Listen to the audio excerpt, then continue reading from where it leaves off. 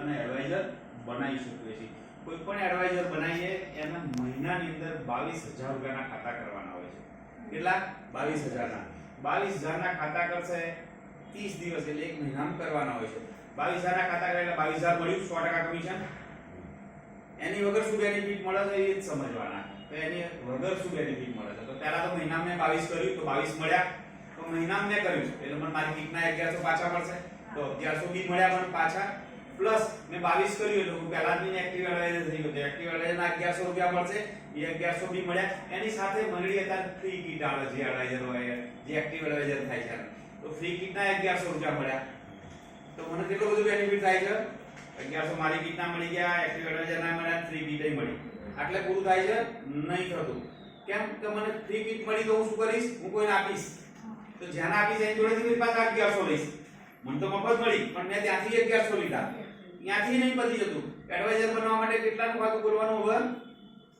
2000 નું. તો 2000 નું ખાતું ખોલીશ તો બીજા 2000 લઈશ. તો કેટલા બધા બેનિફિટ મળ્યા?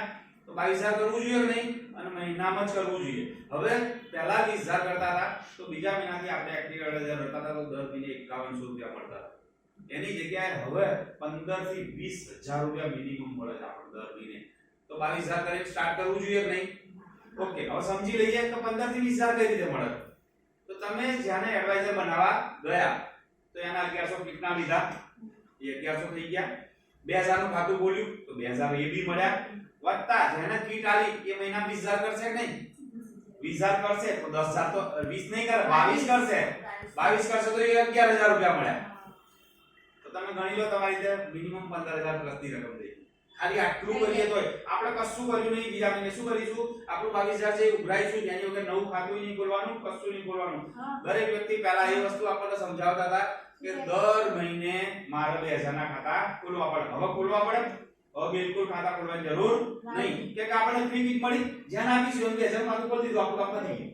દર મહિને મારે કશું કરવાનું નથી. તોય મને પહેલા મહિને 22000 કર્યું એટલે મને 25000 રૂપિયા કમિશન મળશે. અને દર મહિને ઓછામાં ઓછા 15 થી 20000 રૂપિયા મને લાઈફ ટાઈમ મળે છે. દર મહિને હું કીટ લઉં, કીટ કોઈ નવા એડવાઇઝર આપું છું એટલે. અને 5 મહિના કન્ટિન્યુ આ વસ્તુ કરીશું તો આપણું ઓટોમેટિક 220 કલેક્શન થઈ ગયું અને આપણે બ્રાન્ચ મેનેજર રહીશું. મહિને 45000 રૂપિયા કમાઈશું.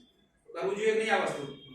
દરેક વ્યક્તિ પ્લીઝ એક મહિનામાં 22000 કલેક્શન કરો, ટ્રાય કરો. બીજા મહિને 5 એજન્ટ મૂકી ઓફિસ કરું, પણ બીજા મહિના 5 એજન્ટ નહીં મૂકી શકતા તો કોઈ વાંધો નહીં. દર મહિને નવી કીટ ફ્રી મળે છે, એ ગમે આપો.